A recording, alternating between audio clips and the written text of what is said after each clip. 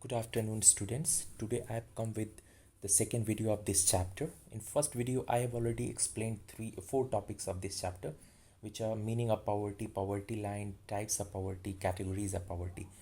In this video, I am going to explain the remaining three topics of this chapter, which are trends of poverty in India, causes of poverty in India, and steps taken by government of India to remove the problem of poverty in our country. So these are the trends of poverty in our country. Trends of poverty means these are the latest data of poverty of our country which we are having. And in the first video, I told you that the latest data of poverty which we are having, that is for year 2011 and 12, and it was collected on the basis of poverty line defined by Mr. Suresh Tendulkar. He defined poverty line as 27 rupees per person per day for rural areas and minimum consumption expenditure of 33 rupees per person per day for urban areas. On the basis of this poverty line, the data of poverty which was collected in our country, and that was collected in year 2011 and 12, and after that no further data poverty line has been collected in our country. That is why the latest data poverty of a country which we are having, that is for year 2011 and 12. So these are the data. In year 73-74, near about 32 crore people of our country were poor, whereas at present, according to the poverty line defined by Suresh Tendulkar, in year 2011-12, which is considered as the current data of poverty, because this is the latest data of poverty which we are having. तो जब भी मैं बोलूँगा current data poverty और at present, मैं किस year के data को इंडिकेट करूँगा? For year 2011 and 12. जब भी मैं लेटेस्ट डेटा या करेंट डेटा या प्रेजेंट डेटा पॉवर्टी बोलूँगा, किस ईयर को शो करूँगा, किस ईयर को रिप्रेजेंट करूँगा या इंडिकेट करूँगा? 2011 and 12. So at present in our country 27 crore people are below poverty line. तो कितने लोग पुअर है हमारे कंट्री में at present? 27 crore. So as compare to 1973-74, हमारे कंट्री में पॉवर्टी डिक्रीज़ हुई है. 32 crore people were poor in 1973-74. At present only 27 crore people are poor. So in this way we can say that there is slight decrease in the poverty in our country. Next, as compared to 1973-74, the percentage poverty which was 54%, मतलब 1973-74 54% population of our country was poor. Okay, only 46% population of our country was non-poor, whereas at present only 21.9% of total population is poor. So not only the total number of poor individuals in our country has decreased, but percentage poverty has also decreased. Percentage poverty क्या बताती है? Percentage poverty ये बताती है कि total population के कितने percentage population poor है. तो 1973-74 में 54% population was poor, but at present 21.9% population is poor. At present means in year 2011 and 12. अब रूरल पॉवर्टी की बात करें, रूरल एरियाज में 25.7% people are below poverty line. 25.7% people poor है. किन एरियाज़ में? रूरल एरियाज़ में. अर्बन एरियाज़ में पॉवर्टी कम है, यहाँ पे 13.7% people are poor. So urban areas में पॉवर्टी कम है as compare to rural areas. अब next we see the most poor states of our country. Chhattisgarh, Manipur, Orissa, Madhya Pradesh, Jharkhand, Bihar and Assam are the poorest states of our country. हमारी country के सबसे गरीब जो states हैं वो यही हैं. कौन से? मतलब यहाँ पे परसेंटेज पॉवर्टी सबसे ज़्यादा है. कहाँ पे? छत्तीसगढ़, मणिपुर, उड़ीसा, मध्य प्रदेश, झारखंड, बिहार एंड आसाम. ओके, और कौन सा ऐसा स्टेट है जहाँ पे पॉवर्टी सबसे कम है? That is obviously Kerala. मतलब जितने भी इकोनॉमिक डेवलपमेंट के इंडिकेटर्स हैं सब में ये टॉप पे रहता है. हमारे कंट्री का मोस्ट डेवलप्ड स्टेट यही है, केरला. और यहाँ पे देख सकते हैं पॉवर्टी भी सबसे कम है. Only 1% population is below poverty line, whereas remaining 99% population of Kerala is non poor. Only 1% population is poor. So these are the current trends of poverty that at present in our country 27 crore population is poor, whereas 19 in year 1973-74 32 crore population was poor. and percentage poverty at present is 21.9%, whereas in year 1973-74 54% population was poor. In rural areas 25.7% population is poor, whereas in urban areas only 13.7% population is poor. And Chhattisgarh, Manipur, Orissa, Madhya Pradesh, Jharkhand, Bihar and Assam are the poorest states of our country, and poverty is minimum in Kerala, which is only 1% of total population. Now,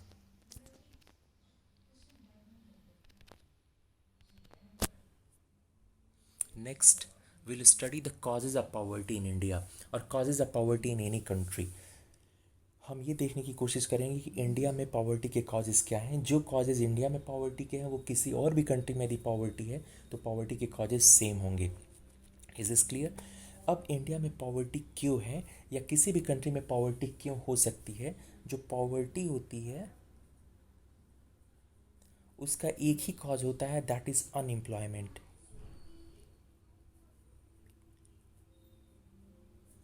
Unemployment is the only cause. If there is unemployment, there will be poverty. If there is no unemployment, there is no poverty.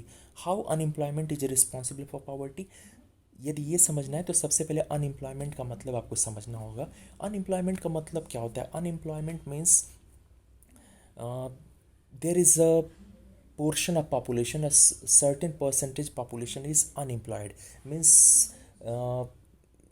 if there is unemployment, it means there are people who are in country, all the people are not employed, means some people are unemployed. Means a portion of population, a certain proportion of population is unemployed. Unemployed means they are not having any work to do. They are not having any work to do means they are not having any source of livelihood. मतलब पैसा कमाने का कोई source उनके पास नहीं है. If there is unemployment, it means there are many people who are not employed, means who are not working. And we earn money when we work. So if some people are not working, it means they are not earning income. If they are not earning income, means they are not having permanent source of income. So because of lack of income, they will not be able to fulfill the basic needs of life, and they will become poor, and there will be the problem of poverty. So if there is unemployment, it means a certain portion of population, a certain percentage population is unemployed. मतलब many people of country are unemployed, means they are not having any work to do. It means they are not having any source of income, means they are not earning sufficient income, or they are not earning the income. If they are not earning income, they will not be able to fulfill the basic needs of life, so they will be poor, and there will be the problem of poverty. So in this way we can say that unemployment is directly responsible for poverty.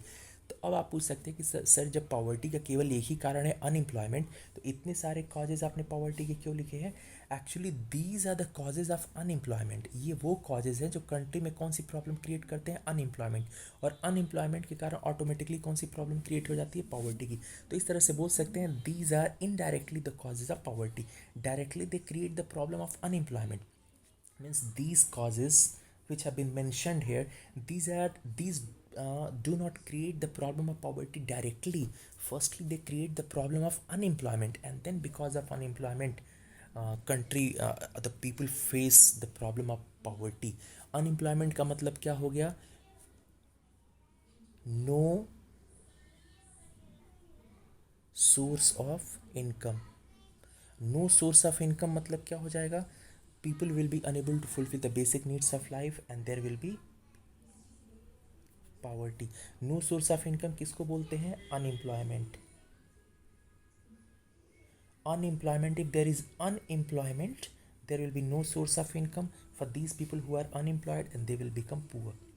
तो ये जो causes हम poverty के discuss करेंगे, actually these are the causes of unemployment, and through unemployment they create the problem of poverty. One by one now will see this. First factor responsible for poverty is exploitation of Indian economy by British rule.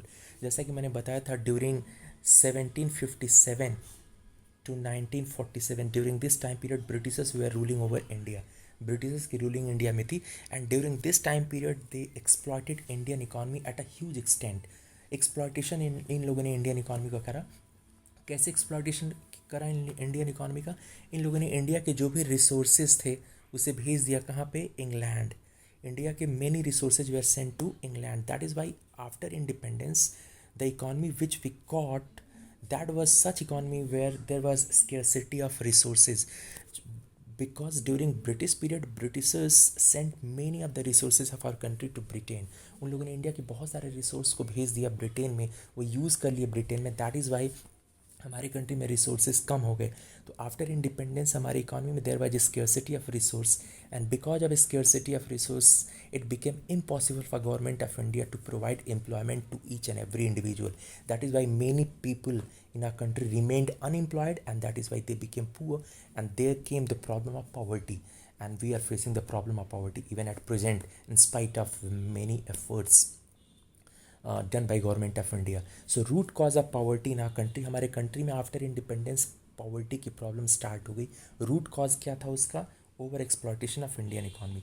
दूसरा cause unemployment, obviously, because there is unemployment in our country, and that is why many people are not having any work to do.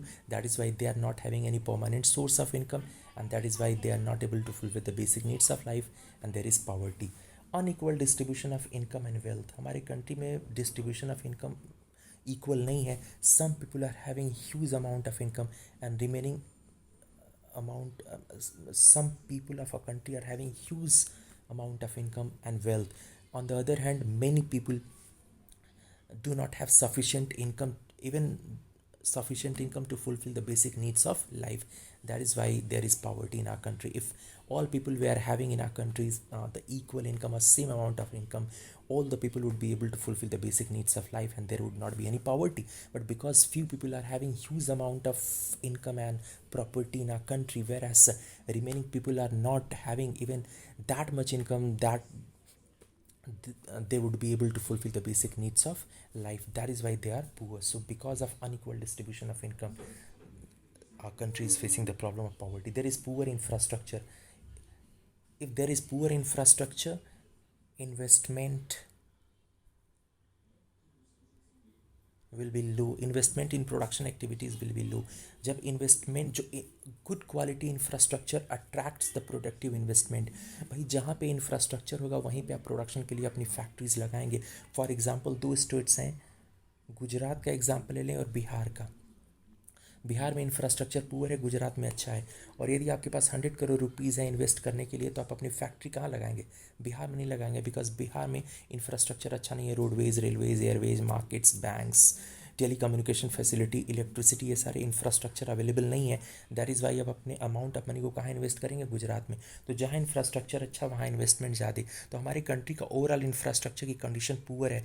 That is Y in our country the investment in production activities is insufficient. That is why there is lack of production units, and because of lack of production units, only few people are employed and remaining people become unemployed. And because of this, there is the problem of unemployment, which creates the problem of poverty. Huge population is another factor responsible for poverty. Though government of India every year implements many policies and programs to solve the problem of poverty by creating the more and more employment opportunities, but because of huge increase in population every year, these policies and programs prove to be insufficient. If the population of our country was limited, these policies and programs implemented by government of India would be sufficient to provide sufficient number of employment opportunities to all people, and there would not be any problem of unemployment and poverty.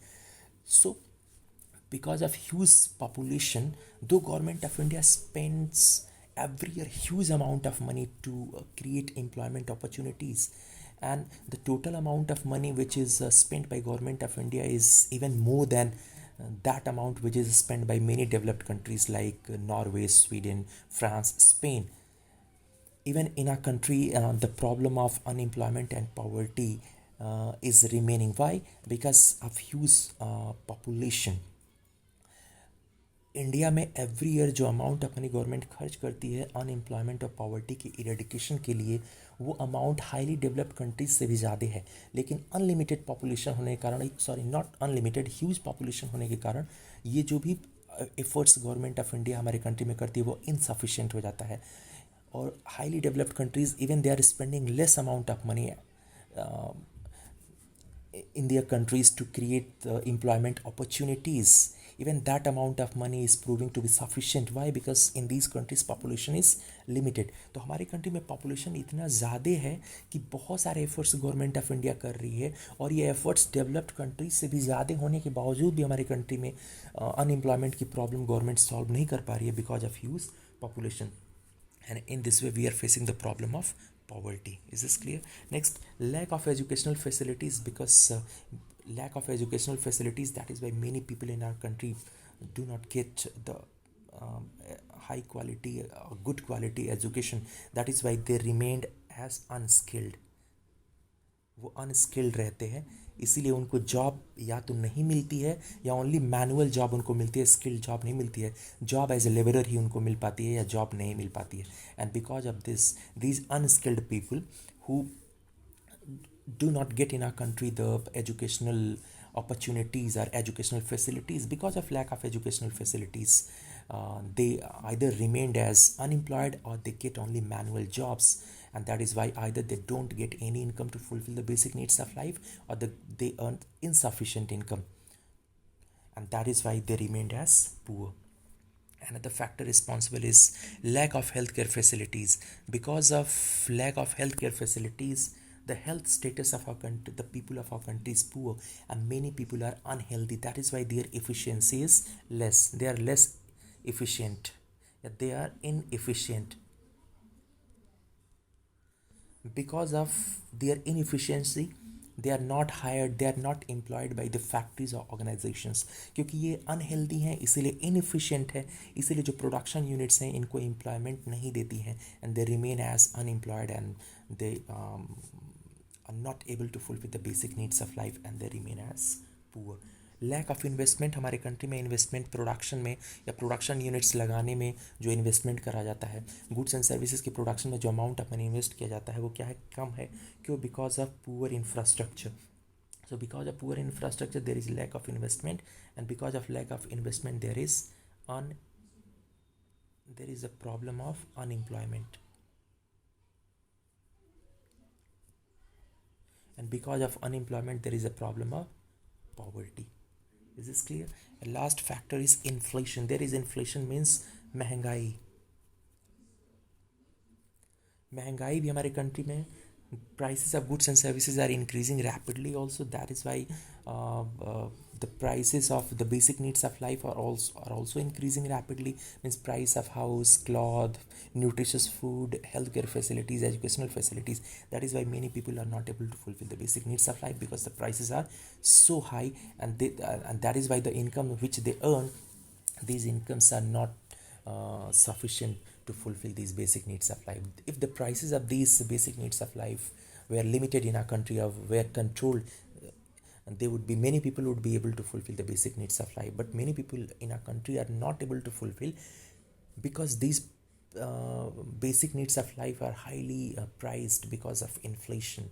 And that is why many people, though they are earning income, but that income is proving to be insufficient in purchasing of these basic needs of life. Why? Because these are highly priced because of inflation. So these are the factors responsible. तो अगली slide में हमको पढ़ना है suggestions to remove the poverty. Poverty की problem को remove करने के आप क्या सजेशन दे सकते हैं. तो इन सजेशन को देना बहुत ही आसान है. यदि कॉजेज ऑफ पॉवर्टी आपको याद हो तो सजेशन आप तुरंत बता सकते हैं. ये जो कॉजेज हैं इन्हीं को रिमूव कर देंगे तो पॉवर्टी दूर हो जाएगी. तो इन कॉजेज को रिमूवल आप सजेस्ट कर दीजिए. पॉवर्टी इरेडिकेशन के लिए क्या स्टेप्स लेना चाहिए वो आप सजेस्ट कर देंगे. ये पहला वाला कॉज जो है, over exploitation of Indian economy by British government, इसको तो हम रिमूव कर नहीं सकते, ये तो पास्ट में हो चुका है, इसीलिए इस पे हम ध्यान नहीं देंगे.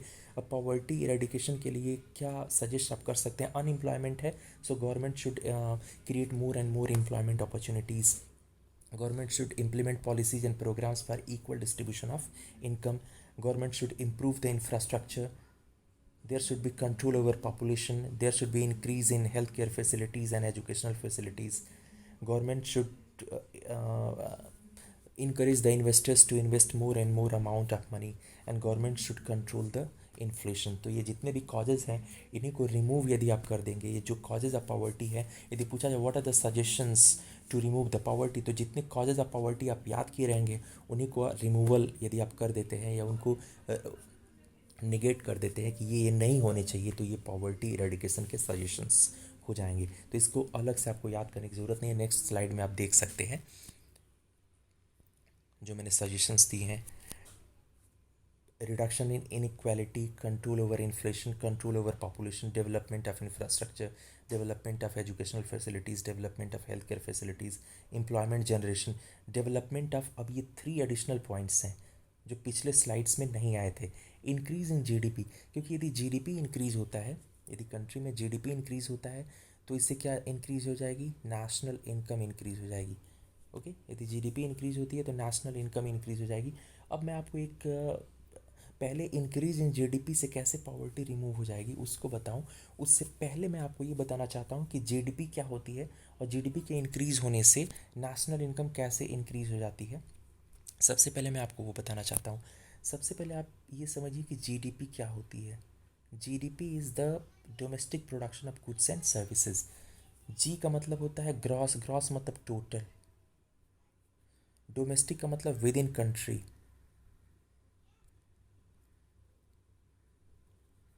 प्रोडक्शन का मतलब प्रोडक्शन। तो total production with in country during the time period of 1 year. एक साल में कंट्री के भीतर जितना भी गुड्स एंड सर्विसेज का प्रोडक्शन होता है उसी को क्या बोलते हैं हम, जीडीपी बोलते हैं। Is this clear, is this clear और नॉट। अब जैसा कि क्लास 11 में मैंने आपको समझाया था, जीडीपी का मतलब प्रोडक्शन, और प्रोडक्शन कौन करते हैं, फैक्टर्स ऑफ प्रोडक्शन करते हैं। फैक्टर्स ऑफ प्रोडक्शन क्या होते हैं, लैंड, लेबर, कैपिटल, एंटरप्रेनर और टेक्नोलॉजी, रॉ मटेरियल और फ्यूल, ये सारे फैक्टर्स ऑफ प्रोडक्शन है। ओके, और जब प्रोडक्शन को मार्केट में बेचा जाता है, सपोज किसी फैक्ट्री ने 100 रुपीज़ की गुड्स का प्रोडक्शन करा, तो इसको मार्केट में बेचेगा तो प्रोडक्शन यूनिट के ओनर को कितना मिल जाएगा, 100 रुपीज़। ये 100 रुपीज़ क्या अपने पास रख लेगा, नहीं, ये 100 रुपीज़ ये फैक्टर्स ऑफ प्रोडक्शन में डिस्ट्रीब्यूट कर देगा। लैंड को दे देगा रेंट के फॉर्म में, लेबरर्स को वेज एंड सैलरी के फॉर्म में, कैपिटल को इंटरेस्ट के फॉर्म में, एंटरप्रेनर को दे देगा प्रॉफिट के फॉर्म में, टेक्नोलॉजी प्रोवाइडर को दे देगा रॉयल्टी के फॉर्म में, और एक अमाउंट ऑफ मनी वो देगा रॉ मटेरियल सप्लायर को, और एक amount of money fuel supplier को दे देगा। तो इस तरह से ये 100 रुपीज़ इनकम बन जाएगी किसकी, फैक्टर्स ऑफ प्रोडक्शन की। तो आप देख सकते हैं जितने का प्रोडक्शन हुआ गुड्स एंड सर्विसेज का उतने की इनकम जनरेट हो गई। Is is clear. तो इस तरह से जितने का प्रोडक्शन होता है उतने की इनकम जनरेट हो जाती है। कैसे, क्योंकि प्रोडक्शन कौन करता है, फैक्टर्स ऑफ प्रोडक्शन।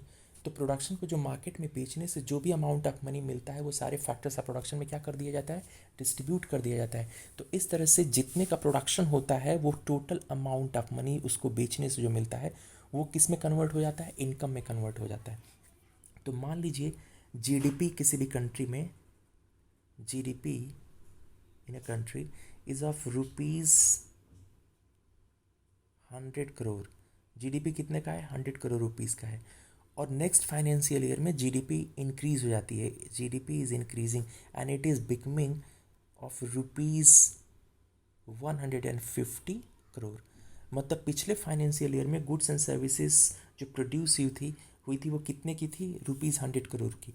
तो इन गुड्स एंड सर्विसेज को मार्केट में बेचा गया होगा और जो 100 करोड़ रुपीज़ मिला होगा प्रोडक्शन यूनिट्स के या सेलर्स को, उस सेलर्स ने इन सारे 100 करोड़ रुपीज़ को डिस्ट्रीब्यूट कर दिया होगा किस में, लैंड प्रोवाइडर, लेबरर्स में, टेक्नोलॉजी प्रोवाइडर में, रॉ मटेरियल सप्लायर में, फ्यूल सप्लायर में, और एक पार्ट अपने पास रख लिया होगा किस फॉर्म में, प्रॉफिट के फॉर्म में। लेबरर्स को क्या दिया होगा, wages and salaries.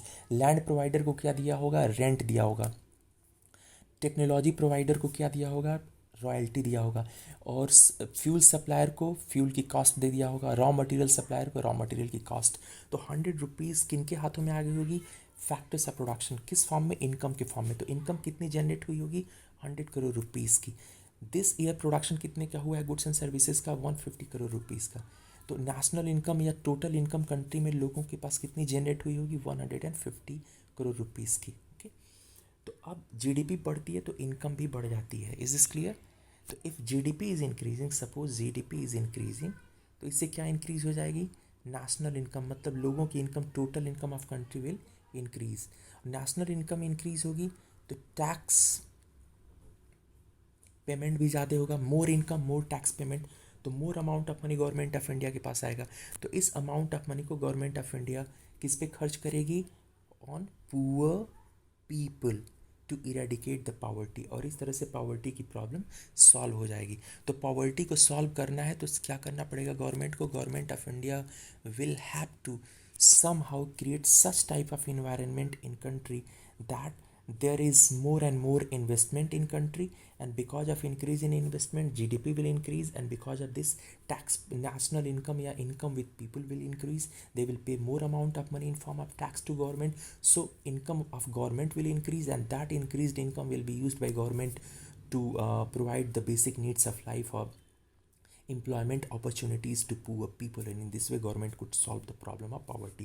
Modernization, modernization means used, second chapter में मैंने बताया था long term goals of 5 year plans, मैंने बताया था one of the goals is modernization. So if government of India is doing modernization means using modernization means use of modern techniques of production, because of this production will increase, and because of increase in production GDP will increase. Is this clear? इसको फिर से बता देता हूँ. If there is modernisation in country means modern techniques of production are being used, then production will increase, because of that GDP will increase, and because of increase in GDP total income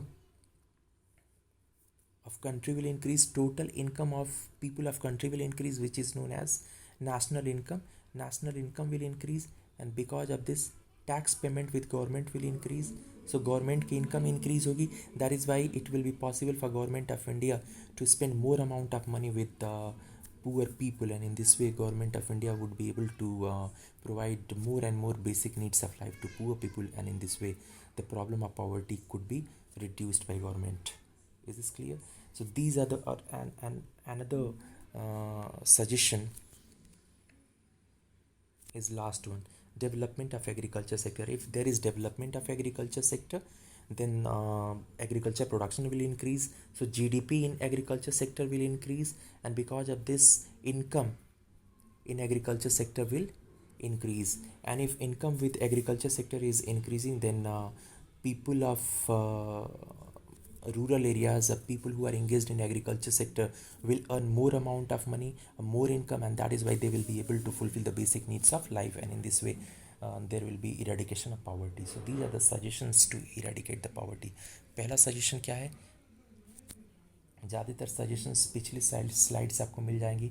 unemployment की problem solve कर दीजिए, और equal distribution of income government कर दे, poor infrastructure को better कर दे, population को control कर दे, educational facilities बढ़ा दे, हेल्थ केयर फैसिलिटीज़ बढ़ा दे, इन्वेस्टमेंट बढ़ा दे, इन्फ्लेशन को कंट्रोल कर दे. ये तो है ही. Apart from this there are some other suggestions also, and these are three, there are three more other than these. ये तीन और कौन से हैं? इंक्रीज इन GDP मैकेनिज्म मैंने बताया, modernisation and development of agriculture sector. These are the suggestions. And next and last and most important part of this chapter, जिस पे बहुत सारे क्वेश्चंस पूछे जाते हैं, steps by government to remove the problem of poverty. आज तक government of India ने पॉवर्टी को रिमूव करने के लिए कौन कौन से स्टेप्स गवर्नमेंट ऑफ इंडिया ने उठाए हैं, ये हमको पढ़ना है. या 3 डायमेंशनल अटैक ओवर पॉवर्टी. जो भी गवर्नमेंट ऑफ इंडिया ने पॉवर्टी को दूर करने के लिए जो भी स्टेप्स उठाए आज तक, उनको 3 डायमेंशनल अटैक क्यों बोलते हैं? क्योंकि गवर्नमेंट ऑफ इंडिया ने पॉवर्टी को दूर करने के 3 मेथड्स आज तक अपनाए हैं. 3 अप्रोचेस गवर्नमेंट ऑफ इंडिया ने फॉलो करा है. पहली अप्रोच जो गवर्नमेंट ऑफ इंडिया ने पॉवर्टी इरेडिकेशन के लिए सिंस आफ्टर इंडिपेंडेंस फॉलो करा है, उसको बोलते हैं growth oriented approach. First approach is growth oriented approach. क्या होता है अभी डिटेल में मैं बताऊंगा. 3 डायमेंशनल अटैक ओवर पॉवर्टी क्यों बोलते हैं? Means all the steps which have been taken by government of India to solve the problem of poverty, these steps are known as the 3-dimensional attack over poverty. क्योंकि government of India ने 3 methods अपनाए, 3 steps लिए poverty को दूर करने के लिए, 3 types of policies implement करी पॉवर्टी को दूर करने के लिए, इसीलिए इसको बोलते हैं 3 डायमेंशनल अटैक ओवर पॉवर्टी. पहला स्टेप गवर्नमेंट ऑफ इंडिया ने क्या लिया? Growth oriented approach. दूसरी अप्रोच कौन सी फॉलो करी गवर्नमेंट ऑफ इंडिया ने? Employment generation approach. और तीसरी अप्रोच जो गवर्नमेंट ऑफ इंडिया ने फॉलो करी वो थी, third approach is this approach to provide basic needs of life. Okay, तो एक एक करके ये तीनों अप्रोचेस को हमको स्टडी करना है। तो firstly I am starting with the first approach, growth oriented approach. What was growth oriented approach? Growth oriented approach was based on trickle down effect. Economics में एक इफेक्ट है जिसको आगे की हायर क्लासेज में भी आप डिटेल में स्टडी करेंगे। इसको बोलते हैं trickle down effect. Trickle down का मतलब क्या होता है? टपकना। जैसे पानी की बूंदें ऊपर से नीचे की तरफ टपकती है ना, ड्रॉप्स से नीचे की तरफ टपक टपक के आती है। ये जो ड्रॉप्स नीचे की तरफ टपक के आती हैं, पानी की बूंदें, वाटर ड्रॉप्स, इसको बोलते हैं trickle down. Is this clear? यहीं से शब्द लिया गया ट्रिकल डाउन। अब ट्रिकल डाउन इफेक्ट क्या होता है? ट्रिकल डाउन इफेक्ट ये बोलता है कि यदि कंट्री में जीडीपी इंक्रीज हो रहा है, GDP is increasing, is this clear? So if GDP is increasing, then one part of this increased GDP will trickle down to the poor section of society also। मतलब यदि GDP country की बढ़ रही है तो ये जो बढ़ी हुई जीडीपी का एक पार्ट नीचे की तरफ आएगा। नीचे सोसाइटी का जो नीचे वाला सेक्शन है, पुअर सेक्शन ऑफ सोसाइटी है, वहाँ भी वो ड्रॉप्स के फॉर्म में, मतलब छोटे छोटे पार्शियली छोटे छोटे अमाउंट के फॉर्म में पुअर सेक्शन ऑफ सोसाइटी के पास पहुंचेगा।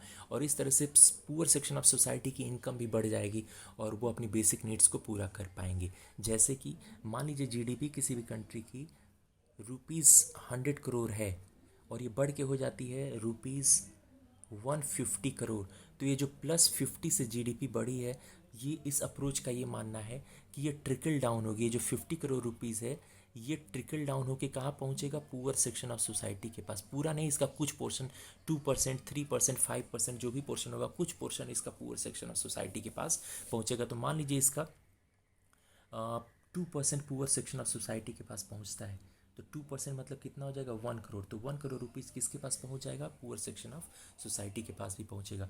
और इस तरह से पॉवर्टी की प्रॉब्लम दूर हो सकती है। क्या करने पे? जीडीपी बढ़ाने से। ये कैसे होगा मैं आपको समझा रहा हूँ।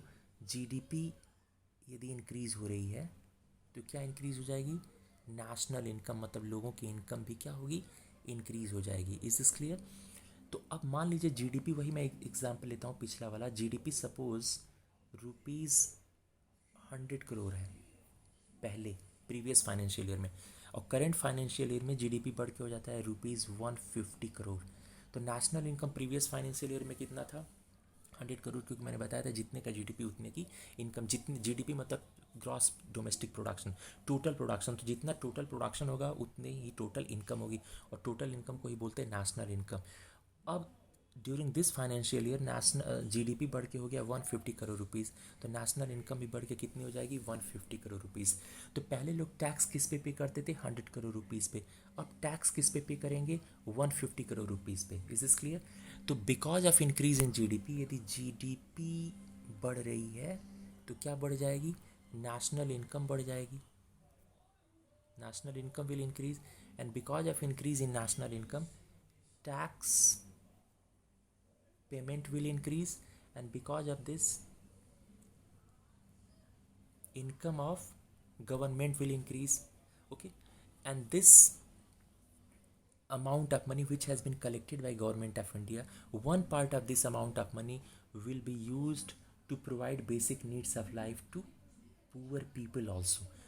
तो अब आप देख रहे हैं कि जीडीपी बढ़ रही है, and because of this national income बढ़ रहा है, because of this tax payment बढ़ रहा है, बिकॉज ऑफ दिस गवर्नमेंट की इनकम बढ़ रही है, और because of this government of India अपनी जो इनकम है उसका एक पार्ट किस में खर्च कर रही है? Poor section of society.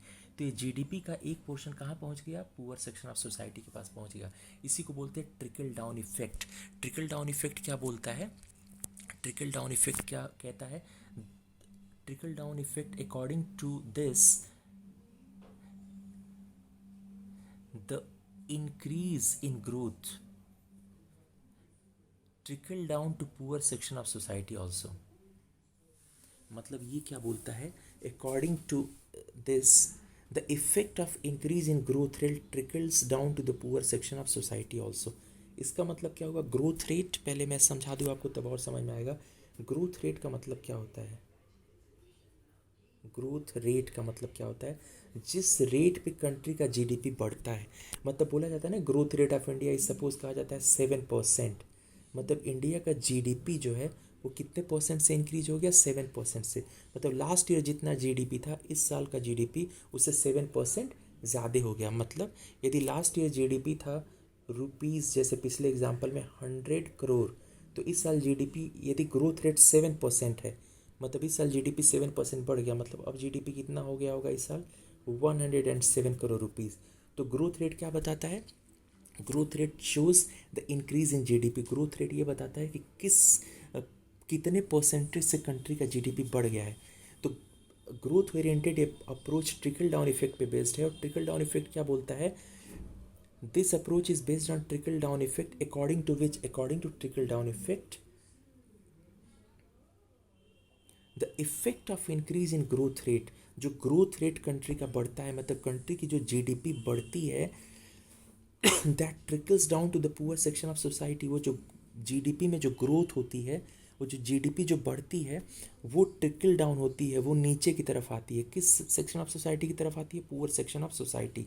So government of India ने एक ग्रोथ ओरिएंटेड अप्रोच के अंडर क्या करा, कंट्री का जीडीपी बढ़ाने के लिए, क्योंकि if GDP is increasing it means there is economic growth, it means there is economic growth. If GDP has increased by 10%, means economic growth rate is of 10%. तो economic growth के लिए country में क्या बढ़ाना पड़ेगा, जीडीपी।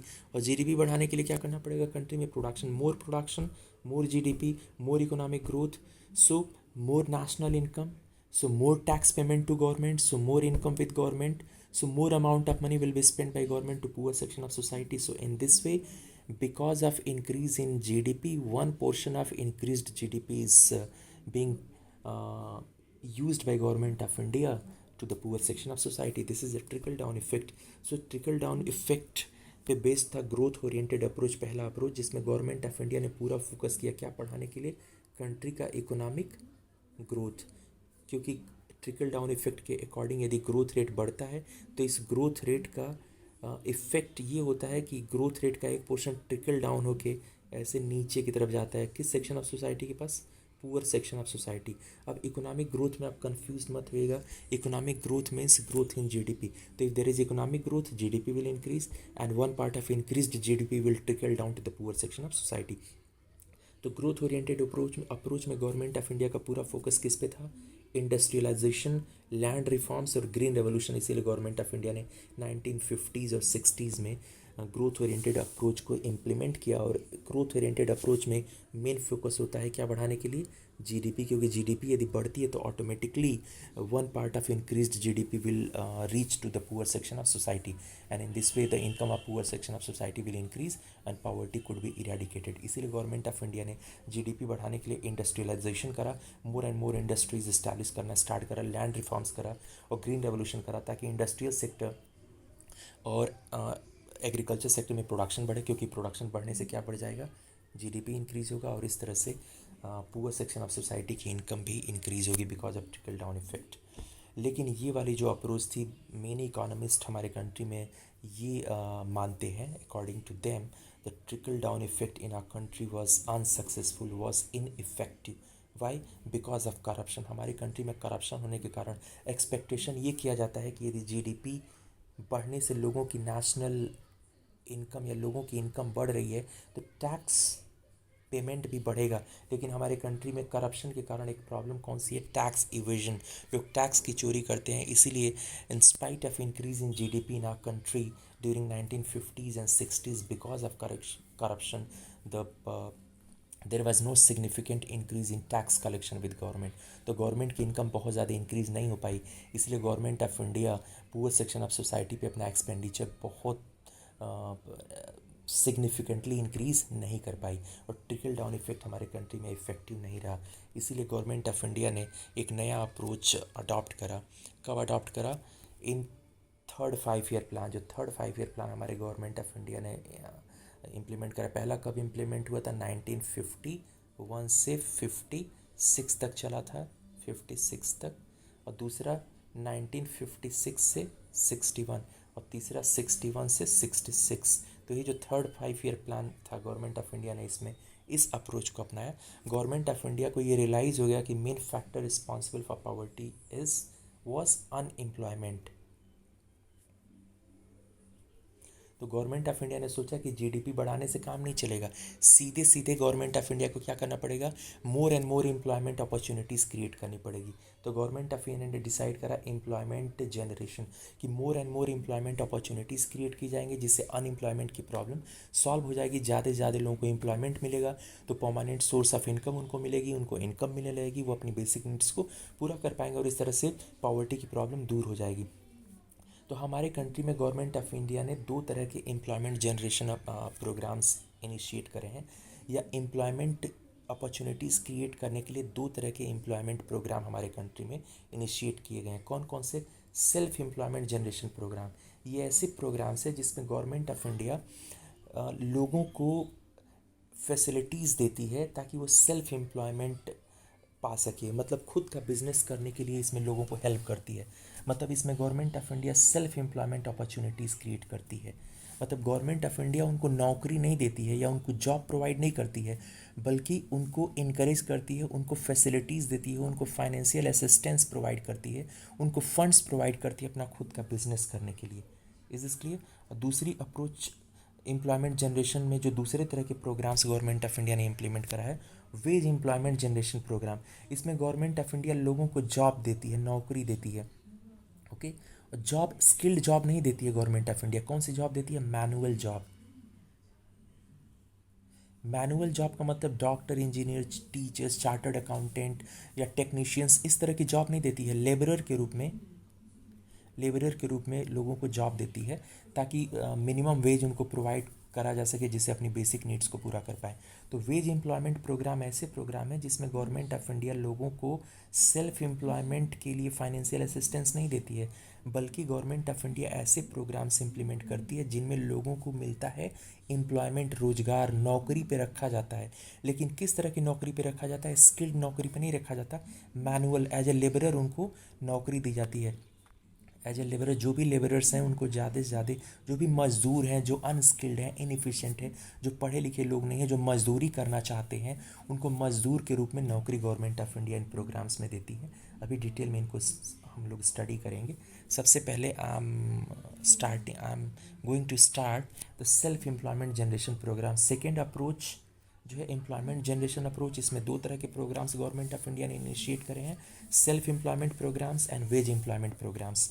तो अब बहुत सारे प्रोग्राम्स के नाम आपको याद करने पड़ेंगे और एग्ज़ाम में ये भी पूछा जाता है किसी प्रोग्राम का नाम देके कि whether it is self employment programme और wage employment programme. Self employment programme मतलब अपना खुद का बिजनेस स्टार्ट करने के लिए गवर्नमेंट ऑफ इंडिया हेल्प करती है, और वेज एम्प्लॉयमेंट प्रोग्राम में मजदूर या लेबरर के रूप में उनको नौकरी दी जाती है, मज़दूरों को नौकरी दी जाती है जो भी मैनुअल वर्क करना चाहते हैं। तो some of the examples of self employment programmes, self employment generation programmes in our country are the followings. पहला, rural employment generation programme. Government of India ने ये प्रोग्राम इनिशिएट किया था 1 अप्रैल 1995। और गवर्नमेंट ऑफ इंडिया ने एक government of India, central government of India के under में एक डिपार्टमेंट है जिसका नाम है Khadi and village industries commission. ये जो खादी ग्राम उद्योग है ना, जिसमें खादी के कपड़े मिलते हैं, ये इसी के अंडर में काम करता है, Khadi and village industries commission. ये Khadi and village industries commission ने इसको इम्प्लीमेंट किया है। मतलब यही खादी वाला जो डिपार्टमेंट है, जो खादी, जिसके अंडर में खादी के कपड़े बेचे जाते हैं। बहुत सारे लोग जाके खादी के कपड़े ख़रीदते हैं और उसको यूज़ करते हैं। तो khadi and village industries commission ने 1 अप्रैल 1995 को रूरल एम्प्लॉयमेंट जनरेशन प्रोग्राम हमारे कंट्री में इम्प्लीमेंट करा। अब इस प्रोग्राम का उद्देश्य क्या था? इसमें कौन सी फैसिलिटी प्रोवाइड करी जा रही थी? इसमें जो भी रूरल एरियाज़ में जो लोग रहते थे, जो भी इंडिविजुअल्स थे, उनको financial assistance in the form of loans, they were provided loans at a very low interest rate by various banks. इस स्कीम के अंडर में ऐसे गांव के सभी लोग जो अपना खुद का बिजनेस करना चाहते थे, किस फॉर्म में? स्मॉल स्केल इंडस्ट्री लगाना चाहते थे, लार्ज स्केल इंडस्ट्री नहीं। All those unemployed individuals of rural areas who wanted to set up small scale industries, they were given soft loan. दो तरह के लोन होते हैं, सॉफ्ट और हार्ड, जिस पे इंटरेस्ट रेट बहुत कम लगता है, ऐसा लोन उसको सॉफ्ट लोन बोलते हैं। और ऐसा इंटरेस्ट जिस पे ऐसा लोन जिस पे रेट ऑफ इंटरेस्ट बहुत ज़्यादा रहता है, उसे हार्ड लोन बोलते हैं। तो किस तरह का लोन अनएम्प्लॉयड लोग प्रीफर करेंगे? ऑब्वियसली सॉफ्ट लोन, क्योंकि उसे चुकाना आसान होगा, क्योंकि इंटरेस्ट कम होता है, इसीलिए रीपेमेंट अमाउंट उसमें कम रहता है। तो गवर्नमेंट ऑफ इंडिया ने इनको सॉफ्ट लोन देना स्टार्ट करा। किससे? Through various commercial banks. जो भी कॉमर्शियल बैंक्स मैंने चैप्टर 3 में आपको जैसे बताया था, public sector, private sector, both हमारे कंट्री में पब्लिक सेक्टर बैंक्स भी हैं, commerce private sector commercial banks भी हैं। तो इनसे लोन देना प्रोवाइड स्टार्ट करा। किस लिए? To set up the small scale industries. इसलिए ताकि इनका अनएम्प्लॉयमेंट की प्रॉब्लम दूर हो जाए, अपना खुद का बिजनेस करके वो इनकम अर्न कर सके, अपनी बेसिक नीड्स को पूरा कर सके। लेकिन 2007-8 में एक नया प्रोग्राम गवर्नमेंट ऑफ इंडिया ने स्टार्ट करा, prime minister's employment generation programme. और इस रूरल एम्प्लॉयमेंट जनरेशन प्रोग्राम को इसमें मर्ज कर दिया गया। मतलब आज की डेट में रूरल एम्प्लॉयमेंट जनरेशन प्रोग्राम अलग से काम नहीं कर रहा है, ये काम कर रहा है, इसको मर्ज कर दिया गया है। इसके जगह पे अब कौन सा प्रोग्राम हमारे कंट्री में काम कर रहा है? Prime minister's employment generation programme, जिसको शॉर्ट में बोलते हैं PMEG। और इसको रूरल एम्प्लॉयमेंट जनरेशन प्रोग्राम को शॉर्ट में क्या बोलते हैं? REGP। ये पूछा जा सकता है कि कब इसे हमारे कंट्री में इम्प्लीमेंट किया गया। Important, one of the important programmes है। दूसरा प्रोग्राम जो गवर्नमेंट ऑफ इंडिया ने हमारे कंट्री में सेल्फ एम्प्लॉयमेंट अपॉर्चुनिटी क्रिएट करने के लिए या लोगों को खुद का बिजनेस करने के लिए हेल्प करने के लिए इनिशिएट करा, दैट वाज प्राइम मिनिस्टर्स रोजगार योजना, शॉर्ट में PMRY, प्राइम मिनिस्टर्स रोजगार योजना। इसको कब इनिशिएट किया गया? 15 अगस्त 1993 को।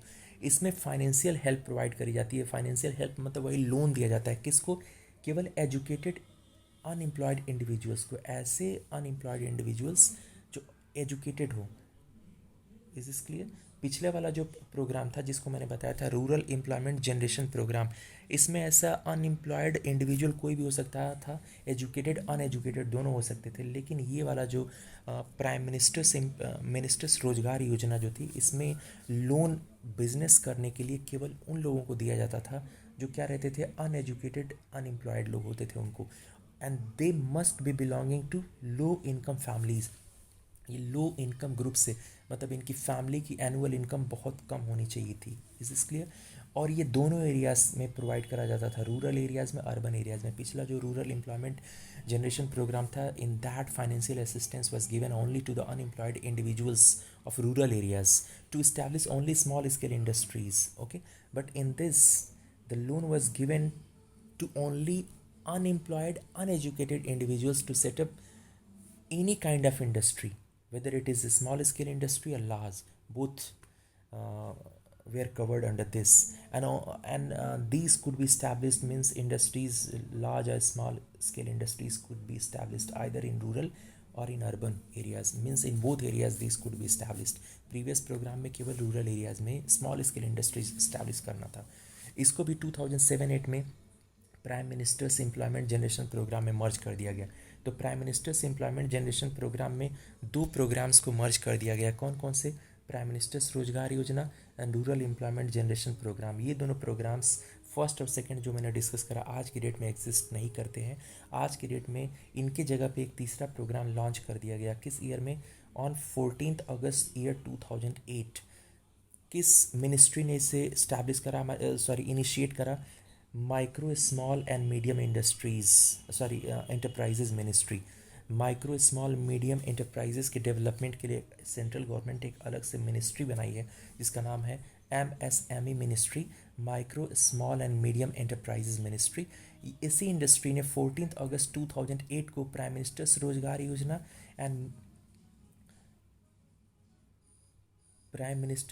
योजना and rural employment generation programme, इन दोनों को मर्ज करके एक नया प्रोग्राम इनिशिएट करा जिसका नाम रखा गया prime minister's employment generation programme, short में बोलते हैं prime PMEGP।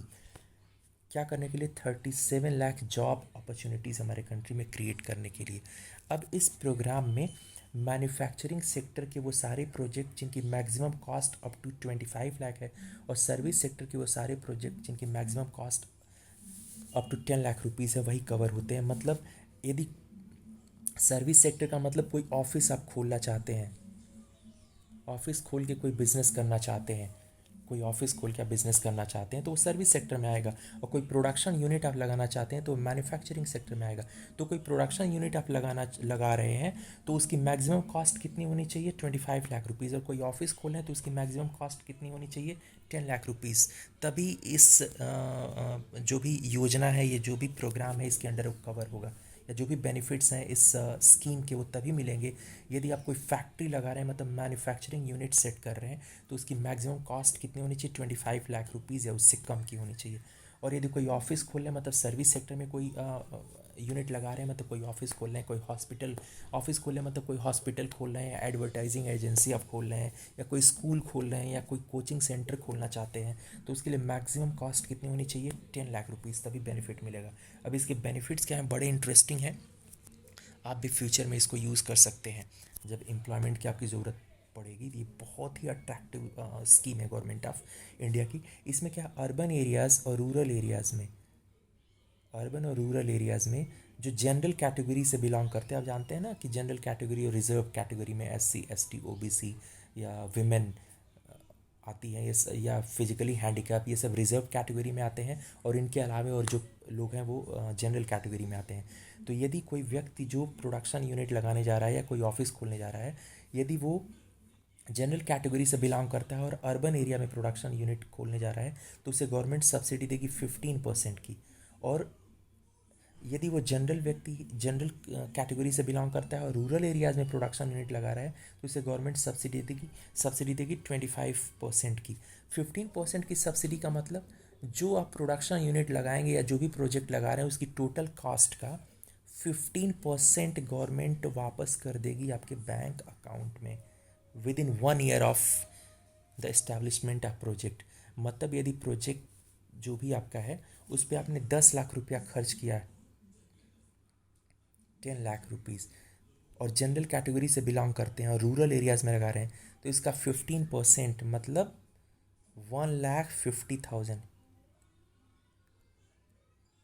This amount will be remitted back in your account by government of India. मतलब 10 लाख का प्रोजेक्ट है तो 1.5 लाख रुपया आपके अकाउंट में वापस आ जाएगा, मतलब 8.5 लाख की कॉस्ट पड़ेगी, 1.5 लाख रुपया गवर्नमेंट ऑफ इंडिया आपको वापस दे देगी। यदि आप कहाँ लगा रहे हैं, अर्बन एरिया में, रूरल एरियाज़ में लगा रहे हैं तो 2,50,000 रुपीज़ आपको वापस मिल जाएगा।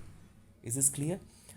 यदि आप रिजर्व कैटेगरी से बिलोंग करते हैं और रूरल एरियाज़ में लगा रहे हैं, सॉरी अर्बन एरियाज़ में लगा रहे हैं, तो अगेन आपको कितना मिल जाएगा, 25%, मतलब 2,50,000 आपको वापस मिल जाएगा। और यदि अर्बन एरियाज़ में आप लगा रहे हैं, सॉरी यदि रूरल एरियाज़ में लगा रहे हैं और रिजर्व कैटेगरी से बिलोंग करते हैं, तो कितना गवर्नमेंट आपको सब्सिडी देगी, 35%। मतलब यदि 10 लाख का प्रोजेक्ट है तो आपको कितना अमाउंट वापस मिल जाएगा, 3,50,000 रुपीज़। Is is clear. तो अब मैं इधर कर देता हूँ, पूरी तरह से आपको समझा देता हूँ। यहाँ पे रूरल और यहाँ पे अर्बन दो कैटेगरी हैं। अब रूरल में भी दो कैटेगरी हैं, अर्बन में भी दो कैटेगरी हैं। रूरल में कौन सी कैटेगरी, जनरल, और यहाँ पे आ गया रिजर्व। यदि रूरल एरियाज़ में जनरल कैटेगरी से बिलोंग करते हैं तो आपको कितनी सब्सिडी मिलेगी, 25%। यदि अर्बन एरियाज़ में जनरल कैटेगरी से बिलोंग करते हैं तो आपको कितनी सब्सिडी मिलेगी, 15%। यदि रूरल एरियाज़ में रिजर्व कैटेगरी से बिलोंग करते हैं तो कितनी सब्सिडी मिलेगी, 35%। और यदि अर्बन एरिया में रिजर्व कैटेगरी से बिलोंग करते हैं तो कितनी सब्सिडी मिलेगी, 25%। इस सब्सिडी का मतलब, जो भी प्रोजेक्ट की कॉस्ट होगी उसका 15%, 25%, 35%, 25% will be return to you depending on rural areas, urban areas, general category and reserve category. Is this clear. तो ये स्कीम है। उसके बाद एक और स्कीम गवर्नमेंट ऑफ इंडिया ने लॉन्च करा हमारे कंट्री में, जिसका नाम है DNULM। Okay, D stands for Deen, D for Dayal, A for Antyodaya. D stands for Deen Dayal और A स्टैंड्स फॉर अंत्योदया योजना, और N stands for national, U for urban, L for livelihood, M for mission. So DANULM means Deen Dayal, AY मतलब अंत्योदया, और national urban livelihood mission, N national, U urban, L livelihood, M mission. तो इस तरह से इस scheme का नाम क्या पड़ गया, DANULM। DANULM का फुल फॉर्म क्या होगा, D stands for Deendayal, AY for Antyodaya, N stands for national, U stands for urban, L stands for livelihood, M stands for mission। तो ये स्कीम हमारे कंट्री में कब इनिशिएट करेगी, ऑन 20 फरवरी 2016 में। ये कोई नई स्कीम नहीं है, ये स्कीम एक पुरानी स्कीम है जिसे हमारे कंट्री में इनिशिएट किया गया था 2013 में। किस नाम से, उसका नाम केवल था NULM, national urban livelihood mission के नाम से ये स्कीम लॉन्च करी गई थी। 2016 में फिर इसका नाम क्यों चेंज करा गया, क्योंकि अब गवर्नमेंट 2013 में किसकी गवर्नमेंट थी, कांग्रेस की गवर्नमेंट थी। अभी सेंट्रल में गवर्नमेंट किसकी आ गई है, बीजेपी की आ गई है। और दीनदयाल उपाध्याय बीजेपी को पहले जनसंघ के नाम से जाना जाता था। तो जनसंघ के एक बहुत बड़े लीडर हुए हैं, बहुत बड़े पॉलिटिशियन हुए हैं, जिनका नाम था श्री दीनदयाल उपाध्याय। तो दीनदयाल उपाध्याय के नाम पे ये जो नेशनल अर्बन लाइवलीहुड मिशन था, उसका नाम बीजेपी ने कर दिया दीनदयाल अंत्योदया। दीनदयाल उपाध्याय के नाम पे दीनदयाल अंत्योदया। और ये नेशनल अर्बन लाइवलीहुड मिशन पहले से ही चल रहा था, तो इसमें गवर्नमेंट ऑफ इंडिया ने, जो करंट गवर्नमेंट ऑफ इंडिया ने 2016 में इसमें जोड़ दिया term DAY। D stands for Deen Dayal, AY stands for Antyodaya. तो इस स्कीम का नाम पड़ गया Deen Dayal Antyodaya national urban livelihood mission. Is this clear. अब ये जो स्कीम पहले इसको जाना जाता था नेशनल अर्बन लाइवलीहुड मिशन, किस ईयर में इसको इम्प्लीमेंट किया गया था, 2013 में। 2013 में जो स्कीम ये इम्प्लीमेंट करी गई, ये भी कोई नई स्कीम नहीं थी। इस स्कीम को इससे पहले इन ईयर 1997 ऑन 1 दिसंबर एक स्कीम हमारे कंट्री में इम्प्लीमेंट करी गई थी। उस स्कीम का नाम था स्वर्ण जयंती शहरी रोजगार योजना। ऑन 1 दिसंबर 1997 हमारे कंट्री में एक स्कीम लॉन्च करी गई जिसका नाम था स्वर्ण जयंती शहरी रोजगार योजना। इस स्कीम का नाम चेंज करके 2013 में कर दिया गया national urban livelihood mission. Originally this scheme was implemented on 1 दिसंबर 1997 और नाम क्या था, स्वर्ण जयंती शहरी रोजगार योजना। इसको रीनेम कर दिया गया 2013 में नेशनल अर्बन लाइवलीहुड मिशन। और फिर 2016 ऑन 20 फरवरी को इसमें फिर से मॉडिफिकेशन करके इसको कर दिया गया Deendayal Antyodaya national urban livelihood mission. Is is clear. इस स्कीम का क्या उद्देश्य है, to create more and more self employment opportunities in urban areas. Urban areas में ज़्यादा से ज़्यादा एम्प्लॉयमेंट अपॉर्चुनिटीज़ क्रिएट करना। किस तरह की एम्प्लॉयमेंट अपॉर्चुनिटीज़, सेल्फ एम्प्लॉयमेंट, मतलब बिजनेस करने के लिए फाइनेंशियल असिस्टेंस देता है किसको, सेल्फ हेल्प ग्रुप्स को। सेल्फ हेल्प ग्रुप्स क्या होते हैं, रूरल या अर्बन एरियाज़ में जो पुअर लोग होते हैं वो आपस में एक मिल के ग्रुप बना लेते हैं और अपनी स्मॉल स्मॉल सेविंग्स को कलेक्ट करके एक सर्टेन अमाउंट ऑफ मनी इकट्ठा करते हैं और उस अमाउंट ऑफ मनी से कोई बिजनेस करते हैं। तो ये ग्रुप बिजनेस करते हैं। सेल्फ हेल्प ग्रुप्स जो होते हैं वो पुअर इंडिविजुअल्स का ग्रुप होता है जो अपनी स्मॉल सेविंग्स को कलेक्ट करके एक कैपिटल जनरेट करते हैं, उससे बिजनेस स्टार्ट करते हैं। तो इस तरह के सेल्फ हेल्प ग्रुप्स को फाइनेंशियल असिस्टेंस दिया जाता है under Deendayal Antyodaya national urban livelihood mission. Urban लगा हुआ है, मतलब only those self help groups are provided financial assistance under this which are working in urban areas. इसी से मिलता जुलता एक और स्कीम है। यदि फोर्थ को याद कर लिया तो फिफ्थ आसानी से याद हो जाएगा। दीनदयाल अंत्योदया, जैसे यहाँ दीनदयाल अंत्योदया था वैसे ही नेशनल यहाँ पे था, तो नेशनल अर्बन की जगह पे हो जाएगा रूरल लाइवलीहुड मिशन। तो सब कुछ सेम है। जैसे इसका नाम था ऊपर वाली स्कीम का नेशनल अर्बन की जगह पे अब हो जाएगा rural livelihood mission. Is is clear. ये भी जो स्कीम है ये कोई इसे इम्प्लीमेंट किया गया था हमारे कंट्री में लेटेस्ट ऑन 25 सितंबर 2015। ये कोई ओरिजिनल स्कीम नहीं है। 2013 में इस स्कीम का नाम था नेशनल रूरल लाइवलीहुड मिशन। पहले इसका नाम 2013 में था नेशनल रूरल लाइवलीहुड मिशन, लेकिन ये 2013 से पहले भी एग्जिस्ट करती थी। उससे पहले इसका नाम था स्वर्ण जयंती ग्राम स्वरोजगार योजना, जैसे इसका पहले नाम था स्वर्ण जयंती शहरी रोजगार योजना, वैसे ही इस नेशनल रूरल लाइवलीहुड मिशन का 2013 से पहले नाम क्या था, स्वर्ण जयंती ग्राम स्वरोजगार योजना। इसको कब इम्प्लीमेंट किया गया था, 1 अप्रैल 1999 को।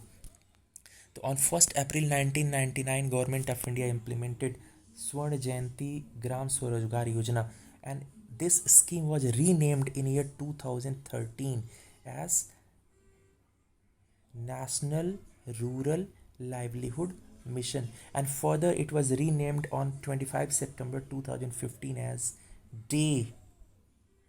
D stands for Deen Dayal, AY stands for Antyodaya. तो D Deen Dayal, AY Antyodaya, and national, R rural, L livelihood and mission, ये इम्प्लीमेंट किया गया। तो आप देख सकते हैं कि ये जो स्कीम है DNRLM, ये कोई नई स्कीम नहीं है। This scheme which was earlier known as national rural health mission was launched on 25 September 2015 in place of Swर्ण जयंती ग्राम स्वरोजगार योजना which was implemented on 1 April 1999। और ये क्या करता है, it create this scheme create more and more self employment opportunities in rural areas. ये स्कीम, जैसे ये स्कीम अर्बन एरियाज़ के लिए थी, ऐसे ये स्कीम रूरल एरियाज़ के लिए है। क्या करती है, फाइनेंशियल असिस्टेंस प्रोवाइड करती है, किसको, सेल्फ हेल्प ग्रुप्स को। कौन से self help groups, which are working in rural areas. तो इस तरह से आपको इस स्कीम, ये जो दो स्कीम्स है एक्चुअली इसमें 4 डेट्स आपको याद करनी पड़ेगी, और 4 स्कीम्स। एक तो यही स्कीम दीन Dayal Antyodaya national urban livelihood mission कब इम्प्लीमेंट किया गया, 20 फरवरी 2016। ओरिजिनली ये कब इम्प्लीमेंट किया गया था, 1 दिसंबर 1997। नाम क्या था, स्वर्ण जयंती शहरी रोजगार योजना। ऐसे ही ये वाली स्कीम का नाम आपको याद करना पड़ेगा, दीन Dayal Antyodaya national rural livelihood mission, 25 सितंबर 2015 को इम्प्लीमेंट किया गया। Originally, it was known as Swर्ण Jayanti Gram Swarojgar Yojana, and it was implemented on 1 April 1999. Is this clear? और नेक्स्ट स्कीम प्रधानमंत्री प्राइम मिनिस्टर्स मुद्रा योजना, जिसको मैं आपको ऑलरेडी डिस्कस कर चुका हूँ in chapter number 3। Prime minister's Mudra योजना already it has been discussed in chapter 2 में मैंने डिस्कस करा था, जब steps taken by government of India to improve the condition of small scale industries बता रहा था। और last scheme under self employment generation programmes, जिसको हमको पढ़ना है, there are thousands of schemes which have been implemented by government of India to remove the problem of poverty since independence, but all these we cannot study. That is why I have selected few of these which are more important and latest schemes, जो बहुत important है, latest है। इसमें से last है startup योजना, आप बहुत इसका नाम सुने होंगे। It was launched on 16 January 2016।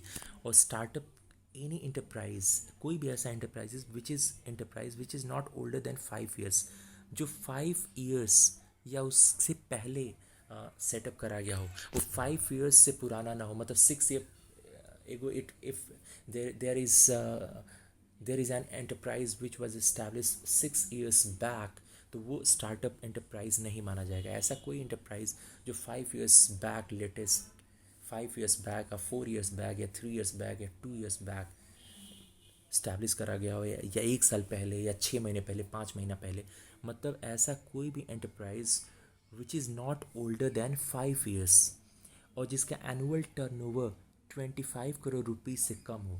Annual turnover उसका 25 करोड़ रुपीज़ से। एनुअल टर्नओवर का मतलब कोई भी बिजनेस यूनिट है, पूरे साल भर में जितने का सामान खरीदती और बेचती है, जितने की सेलिंग और परचेजिंग करती है, उसको बोलते हैं टर्नओवर। जैसे एक पेट्रोल पंप है, साल भर में जितने का फ्यूल खरीदेगा और बेचेगा, मान लीजिए उसने 5 करोड़ का फ्यूल खरीदा और 6 करोड़ में बेचा, तो एनुअल, 1 साल में, तो एनुअल टर्नओवर कितने का हो जाएगा, 11 करोड़ रुपीज़ का। तो एनुअल टर्नओवर किसी भी, कोई भी बिजनेस यूनिट जिसे 5 साल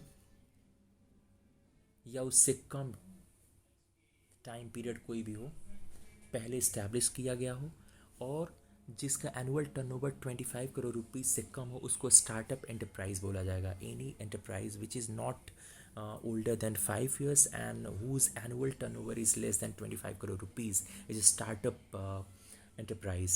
और इसको कौन सी फैसिलिटीज़ प्रोवाइड करी जाएंगी, स्टार्टअप एंटरप्राइज जो भी रहेगा उसको promote, government of India startups को प्रमोट करे। Startup means new production units, new enterprises, तो इनको कौन कौन से बेनिफिट्स दिए जाएंगे? फाइनेंशियल बेनिफिट्स, मतलब उनको लोन दिया जाएगा कम इंटरेस्ट पे।